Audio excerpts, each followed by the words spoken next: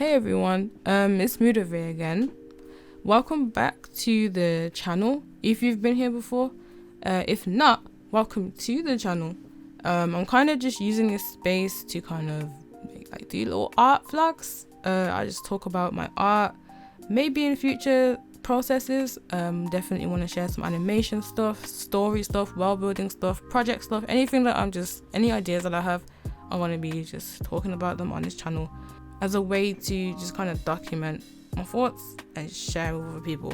I will try to update my YouTube channel maybe every week or every 2 weeks with anything that kind of comes up, any ideas for videos. But I feel like this is a video that I should kind of get out the way early on so that I can refer back to it at some point. And just, whenever people ask me this question, I can just, here's a video on it. This is why. And basically, if you guys follow me or are already following my art, or you probably you're looking at it now and you're noticing something kind of unusual about it, it's the noses. The characters have this kind of interesting appearance to their face. It's a common and unreasonable question that I get asked quite a lot, and basically I want to delve into it in this video and kind of explain how I got to this place with the characters. And in order to do that, I need to go back to this point and even a point before that to kind of give you guys a rundown on why this is a thing. So I've always been drawing, right? Since I was at least 5 or something is my earliest memory of just drawing, just drawing things.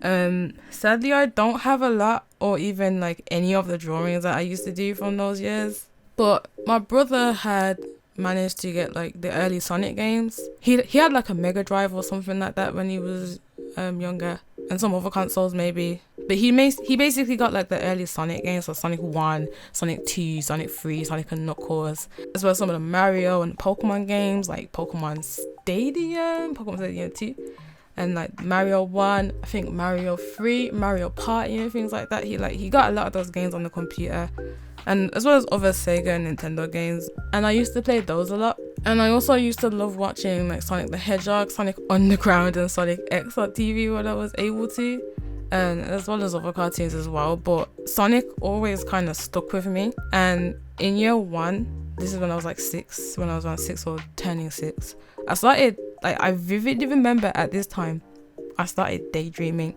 and I would daydream about adventures I'd have with Sonic the Hedgehog. And this was a 30 episode sequence of me that would last for about a month, where I would go on adventures with Sonic, Knuckles and Tails, and we'd get all the Chaos Emeralds and we'd defeat Dr. Eggman or something like that. I don't remember the specifics because I was 6, and I don't really think I need to tell the specifics of the story. But I used to daydream a lot about adventure stories and things like that, Sonic and stuff. Around this time as well, I was also getting into playing Toontown. If any of you remember Toontown Online, I have it downloaded on my PC. I'm not gonna say I still play it because I only play it maybe once every 5 months. But I was making characters on there. I was getting into it. I remember seeing the advert for Toontown Online when I was 6, and I was like, Mom, can I get this?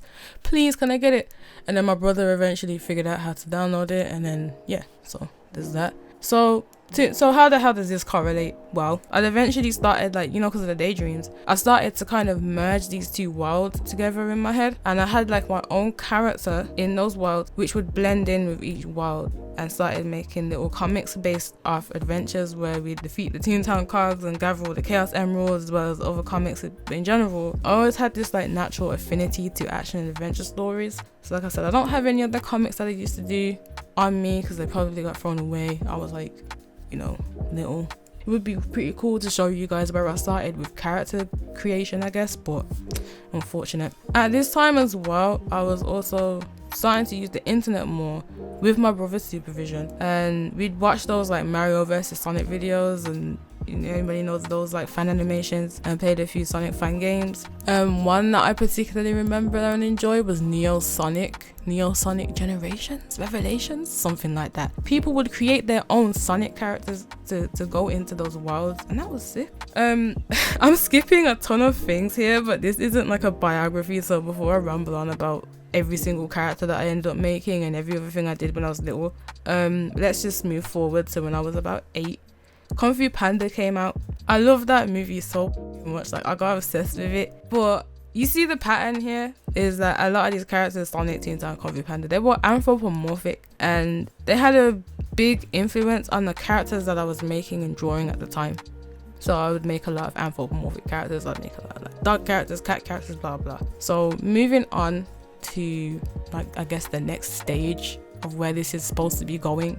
I was like 10, nearly 11 or something like that, and my mom let me trade in my DS Lite for a DSi XL, and one of the apps I found on there was Flipnote Studio. You could make animations on there, so I started initially doing little stick figure stuff, and then I found out about Flipnote Hatena, which was basically this online version of Flipnote, and you could see other people uploading animations, and you could download other people's animations, or you could lock the animations that you would upload so that people couldn't download it and steal it and things like that. I am not sure if there's any archive of Hatena, but if there is, then I'll probably edit in what I did on there if I can't find anything. I did quite a few animations on there that I would be really cool if I had to show. Moving on, I discovered an animator on there called Keke. You guys know Kekeflipnote? He does like the pigeon animations and the bread and the fox stuff.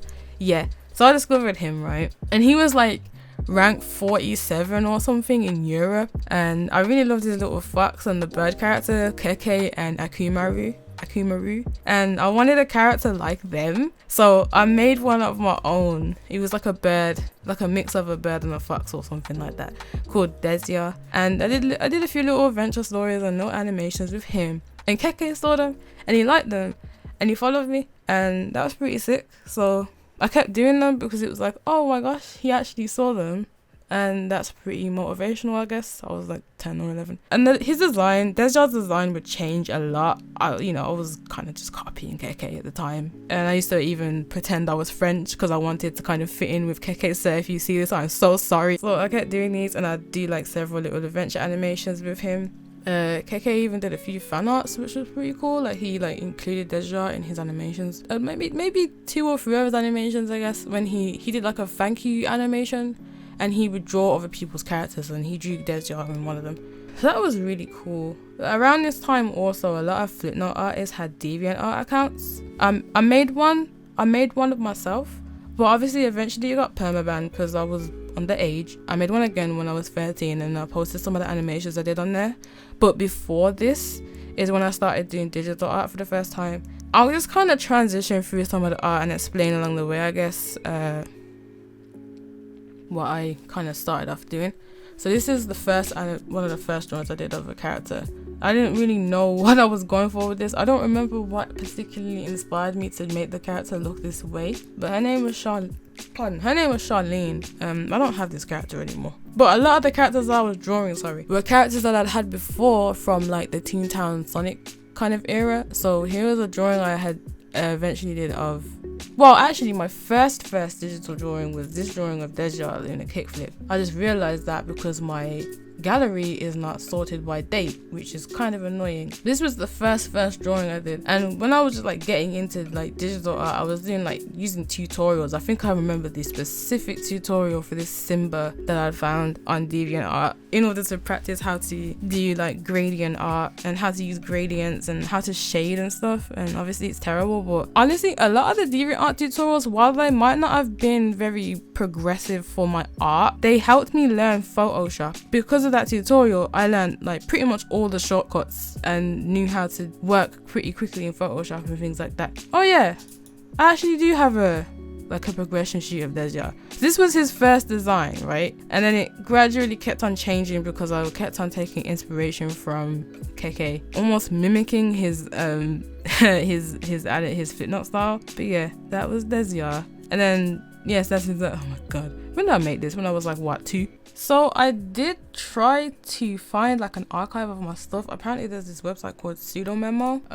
I did try to search like my old name, which was Desia. Nothing came up. I even tried to use the weird little, spellings I'd had for the name. Still no results. And I even found my creator ID from DeviantArt, and it wasn't coming up with anything. And I feel like it only has an archive of certain things anyway. I did end up searching my oldest username. It even links to my YouTube channel. I did manage to find some of the obviously this was my band account. I did find some of the old art I did post on there. So, man, look at my old description. Don't read that. Wait, PS3 move. Isn't that the same as Wii, only uglier? How can it be the same as Wii if it's a PS3? Look, forget about it. I'm sorry. Next time I'll keep my opinions to myself. Can we be friends again? Stop being... What the fuck? I've always and like I said, I used to pretend to be French, so this is just kind of embarrassing because this is just not French at all. C'était la nuit des vingt. I don't even know what that says. Like, what was I trying to do? Anyway, I had a bunch of other characters, like a brother for Desja and things like that. But back to the other characters that I was bringing forward from like my Toontown Kung Fu Panda inspirational days. This was one called Rusty, and this was one called Sid. Oh, this is another one called, wow, her name was Flame before. I did like a drawing of them together. I really hate this. But they're particularly kind of important and relevant because those were the ones that would kind of continue forth into the story kind of today almost. But I'll get to that in a bit because otherwise I'll be rambling for ages. While I was on DeviantArt, I found out about other artists who drew like more anthropomorphic characters such as JayAxer and Alvin Earthworm. At the time, I was like, obviously I wasn't on DeviantArt when I was 12. At the time, I took a lot of the inspo from them to the point where I was kind of literally tracing their characters, so I won't show a lot of the art that I did at this time because I was still figuring things out. But gradually, as I found like more artists and like grew the hell up, I started to develop my own little style, you know. I guess you can kind of see it. Flame's design changed slowly, or there was also Colors 3D, and I had this character called Lisa who I did, and then there was another character I had called Rafi. But like I said, her design was basically a direct copy of JayAxer's Lay, so I don't really want to show that on stream because I did end up making like a sibling to this character called Danava, and you can see the JayAxer like Lay influence here. At least this isn't a direct copy of his character, it's just very similar. But yeah, I had like, you know, some of the characters that you might, well, you wouldn't recognize them. But like I said, Rusty would eventually, you know, become Jack. Rusty went from like Mendes to Jack to Jaquan. I had obviously Flame turned into Veronica, who turned into Ravon, and I had a character called KJ who turned into Keisha, who is actually one of my most popular characters right now. But we'll get to her later. But any others you can see, like Jade, things like that. I still need to redesign Jade, Laura, things like that, you know. They all look like animals. These changes of these characters would happen from like a 4-year period. I was from when I was like 11 to about 15 years old. I was kind of discovering more about myself through these characters and the slice of life story I had going for them. I won't delve too deep into that just yet, but you know, I was reading a few webcomics. One of them was called Bittersweet Candy Bowl. That's the only one that I can remember the name. Oh, the other one was called Two Kinds, but I'd stopped reading that pretty early. But yeah, like I said, discovering myself, it got to the point where I was starting to feel a little bit kind of disgusted by the fact that these were anthropomorphic. You know, they resembled animals, and I was putting a lot of, I guess, feeling and emotion into these characters. You all know that dumb stigma around furries and on the internet and things like that. So yeah, it felt like, wow, I'd always been discouraged from drawing the characters looking like animals anyway by my mom, to the point where she even threatened to burn all my drawings at one point. My brother would kind of tell me, you know, you should try drawing. I was like explaining to him, like at one point, I remember it, I was like 13, I was like, these are called anthropomorphic characters, and he was like, okay, so why don't you draw humanoid characters? But at this point, when I was like 15 anyway, you know, before I started college, I didn't want them to resemble animals as much anyway. Like I wanted them to look a little bit more human if possible, but I still wanted them to have a like quote unquote a friendly or like an animated appearance to them. So at that time, I felt that the only way to do that was to keep the noses for some reason. Like suddenly just making them human would have been a bit jarring for me, I felt. So around this time, I started drawing them. Like I changed their appearance heavily. They started to look a little bit more humanoid, as you can see. I got rid of the big like dog cat ears that they had. I actually had made them bears here because I don't know if you can see the little bear ears on this character I had called Paul. And then this one, this is an old design I did of Jalen, but you can kind of see where I was trying to go with these designs. Here's an old drawing of Keisha when she had like locks at one point. An old drawing of Jade. Jade still had the ears, but you know, eventually I started doing that. Here's another drawing I had of like Kayla. She was supposed to be like a rabbit, but like I said, I was getting a little bit bored of drawing them looking like animals. So when I first started college, I stopped drawing a lot of these characters for a while, and I was practicing drawing humans and making more like original characters. And I actually have like scans of these in books, like you can have a look right now. I was making more original characters for a lot of the projects that we had. I studied games development, new media, so it helped a lot with the art journey, my art journey, I feel. And I didn't have social media much at this point to distract or deter me, and I was just being creative as shit. So you guys can kind of see that I was just like going off with the drawings. I was, you know, the anatomy is terrible, the heads are tiny. I used to make guys with big hips because I was bad at drawing hips. That was just a thing that my teacher noted about the way I draw guy characters, is that I tended to draw them with hips. He was like, oh, that's just part of your style. And I was like, no, that's not intentional. So I started studying anatomy a little bit more. I was like, I need to draw these guys right. I need to do right by these men. I even made a game, but I'll save that for another video. What we eventually had though was a character design and animation unit, and this is where a lot of the elements of the current story that I'm working on and the characters I'm working on come in. I was watching Steven Universe even before college, actually, just before going to college, and this was like when season 1 had just ended.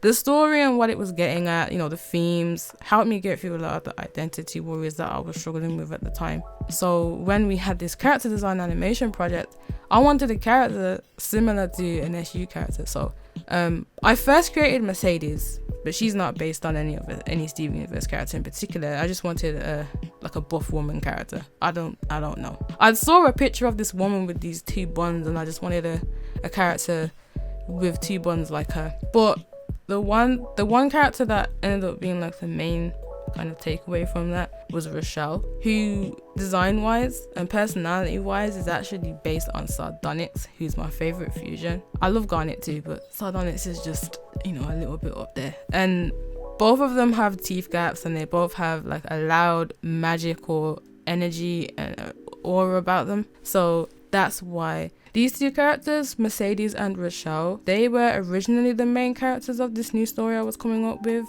for our final major project, which was a game concept revolving around the discovery of a magical object tied to Rochelle's origins. I've since changed that, but it's relevant to her creation. I also brought back some of the old characters that I had and made some new characters for this specific project, such as Jack, Keisha, Chantal, Lucy, James, and Sebastian were new ones. One thing to note, back onto the point of this video, the noses are still there, and this was, well, because they were mice, I don't know what because they were supposed to be based off mice. I was looking at biker mice from Mars, and I was looking at Thundercats. I've never watched those 2 shows, but I was going for I guess a similar vibe. I'm skipping over a lot of the things and inspirations that happened during this time period for me, because if I mention them, I'll be rambling for ages and I will miss the point of the video. Like, I've already kind of gone off topic several times. But yeah, well, I was going for a similar vibe with them, I guess. They were also buff and muscular because they were meant to be fighters, like Street Fighter characters. I was trying to get into Street Fighter at the time, and I love the animations in Street Fighter. Like, I'm bad at fighter games, and I do want to get better at fighter games, but something about the way that they're designed and the characters are built, I love it. Back to the point. Obviously the characters weren't as exaggerated as Street Fighter characters, but eventually I completed college and I had like nothing to do for 6 months while I was waiting to start this animation course at uni. So during this time I started using Twitch, and specifically somehow I managed to make friends with Asieybarbie, and I was mingling with her community and her friends a lot, and other streamers that she would host. So that's how I kind of got myself around in the Twitch community, I guess. And I'm really grateful for this. But a lot of these people like that I've met through Twitch, like they took notice of the art that I was posting at the time and have been supporting me like since. If I don't want to name people, because obviously I'd be naming people for ages and I don't want to miss anybody, and I don't want anybody to be upset if I miss anybody, but you know. So even though I still felt like the art I was making was kind of weird, especially being on Twitter at the time and seeing like a sea of amazing artists blowing up every day and being mutuals with each other and feeling like I'd never fit in because of the way I drew my characters. It doesn't bother me so much now. I almost like don't care anymore about the fact that I like kind of, I guess, don't fit in or feel like I don't fit in with a lot of these artists. But you want to know what was really, really dope, and what kind of, getting back to the point of the video, I keep on going off topic, I'm sorry man, but like there's so much to try and cover to kind of get to the point. Asia had drew Rochelle for my 19th birthday. Look, I even have it on my wall. I still can't believe that she took time to do this. Like, just look how sick this is. Oh my god. And her rendition of the character kind of had a direct impact on how I continue to draw my characters from that point on. Because obviously, I'm not the only one who draws characters like this. Like, Asia's been doing this. There's other artists who have been doing their characters this way. But people seem to think that it's just this, oh my god, this weird, this style thing that I do. It's not. Lots of other people do it. I just want to make that clear. Like, this is not something I'm trademarking or anything like that. Like, I'm not the only one. But yeah, it had a direct impact on how I continue to draw my characters. And in particular, I just wanted them to at least resemble me and other people, particularly people that you don't really get to see represented often. Drawing them with different hairstyles and different hair textures, specific hair textures and features. Specifically exploring their personalities, their sexuality and things, because that is the most important thing to me here, if we're being real. Like, they have the noses, but you know, it's whatever. But yeah, that's basically my long ass answer to why the characters have the noses that they do. Okay, so it kind of, if we're being just keeping it simple, it went from Sonic OCs to anthropomorphic people to what it is now. But it's a whole different thing now. It's basically just the thing that I've kept like doing with them to the point where it's like a thing in my story. So okay, think of it this way. Hyrule has Hylians. They're like elf people, right? What's another example? Destiny has awoken people, and Exo, and humans, and other races of creatures and stuff. D&D has tieflings and humans and elves and gnomes and orcs and other races and sub-races and monsters and things like that. It's basically like that in my world now. If you were to crash land in the world that I'm building and on the planet that they're on, that they inhabit, these would be the type of people you'd see. These people with the noses, they're basically just like human beings that just have a pigmented nose. That's literally it at this point. It's not a style thing because I draw human beings. I draw myself as a human. I draw humans. I can draw people now. This was just, I used to not be able to. That's why I used to draw the noses like that. But, you know, this isn't a style thing. It's just how the characters are. But yeah, these are the type of people that you'd see, as well as other races that I'm still fleshing out at this moment. I'm taking a lot of inspiration from getting into D&D, watching anime more. I was never really into anime when I was younger. I didn't really know it was a thing, or wasn't really encouraged to watch it. My brother watched Dragon Ball Z, but at the time I wasn't really interested because they just taught for too long and they wouldn't really fight. Some other things that have been inspiring me recently have been just animation in general, particularly complex sequences in anime or Sakugas, JoJo, Hunter x Hunter, games like Breath of the Wild and so on. But that's for another video. I'll talk about JoJo in another video because that's quite important as well to me. But yeah, that's it. That's the video. That's my explanation as to why these characters have these noses. Thankfully now I will have this video to kind of link to people whenever they ask me, why do your characters have noses like that? I can just go, check this out, here's why. Or you can just skip to this portion for the answer because this was a very long answer. But yeah, thank you for listening. If you made it this far, feel free to leave a comment or leave any questions. Feel free to subscribe if you want to keep up to date with any more videos that I upload to the channel, and I'll catch you guys in the next video. If you like the art you saw or are interested in keeping up with me off of the YouTubes, I do post to Twitter quite frequently. I post art to Twitter and Instagram. I stream occasionally, mostly art, to my Twitch channel. I don't stream that often, but you know, when I do stream, you'll know because I'll update on Twitter. Yeah, feel free to mosey on over to those platforms and maybe give me a follow if you will. And I'll catch you guys later.